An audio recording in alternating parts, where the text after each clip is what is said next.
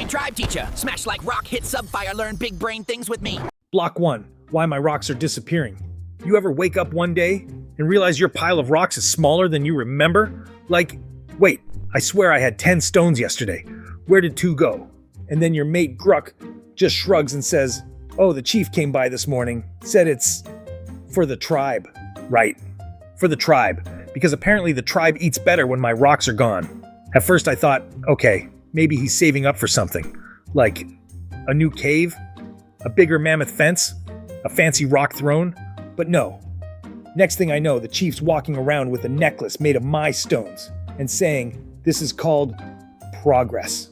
That's when I started wondering, what if progress just means someone else has your rocks? Block 2, the first tax collector.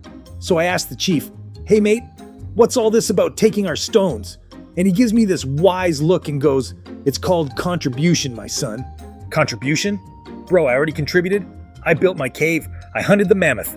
What more do you want? My breakfast too? Then he smiles. That smile you only see before you get scammed, and says, without taxes, there is no tribe. Okay, fine, but tell me why every time he says no tribe, he's holding my rocks and not his. Next day, he even sends this guy, Rook the Collector, to gently remind everyone of their payments. Gently remind? Rook carries a club bigger than my leg. That was the moment I realized. Taxes aren't about contribution. They're about convincing you it's for your own good. Block 3, the promise of public service. A week later, the chief gathers everyone. Big speech, lots of fire, very dramatic. He says, we collect stones so we can build things for everyone. Everyone cheers, and I think, oh wow, maybe this is how civilization begins. He lists stuff, a wall to keep out the saber-toothed tigers, a bridge over the mud pit, maybe even a school cave to teach counting past 3.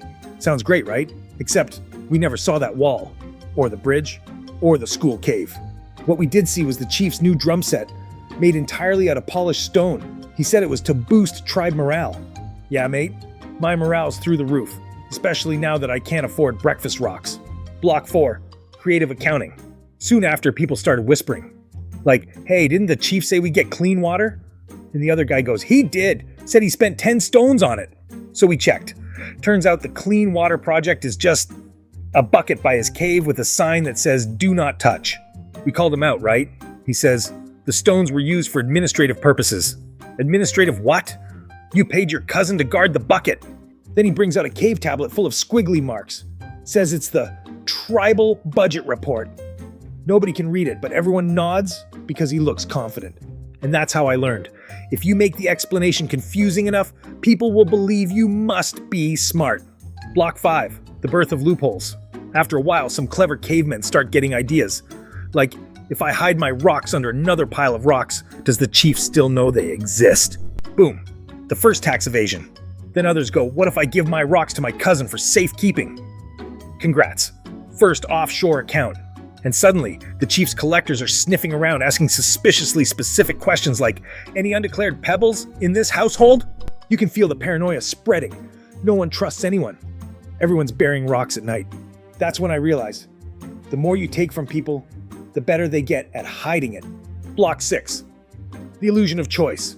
One day the chief says, we'll make taxes fair. Everyone can vote on how they're used. The whole tribe cheers.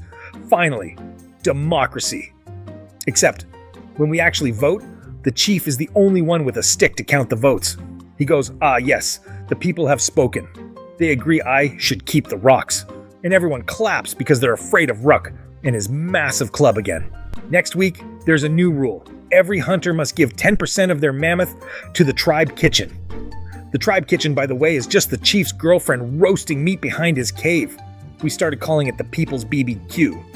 And somehow, that made it sound noble. Block 7. The justification game. Now, to be fair, the chief always has reasons. Oh, we need more stones to defend the tribe. So we pay. Oh, we need even more to expand the tribe. We pay again.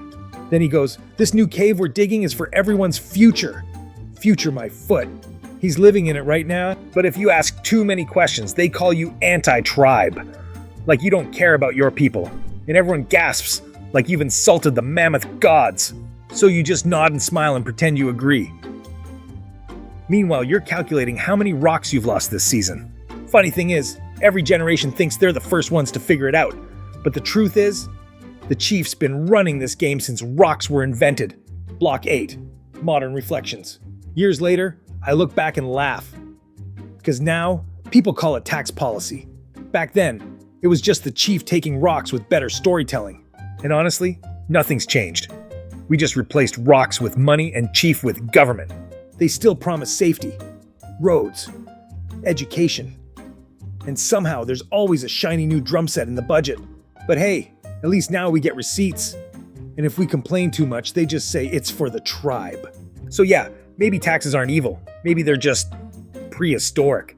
Because every time someone says, "Don't worry, it's for everyone's good," I can still hear the Chief's voice in my head. And somewhere, deep in history, another caveman is checking his pile of rocks and wondering where two went. Fire wheel TikTok, me try understand modern world. Join tribe teacher, smash like rock, hit sub fire, learn big brain things with me.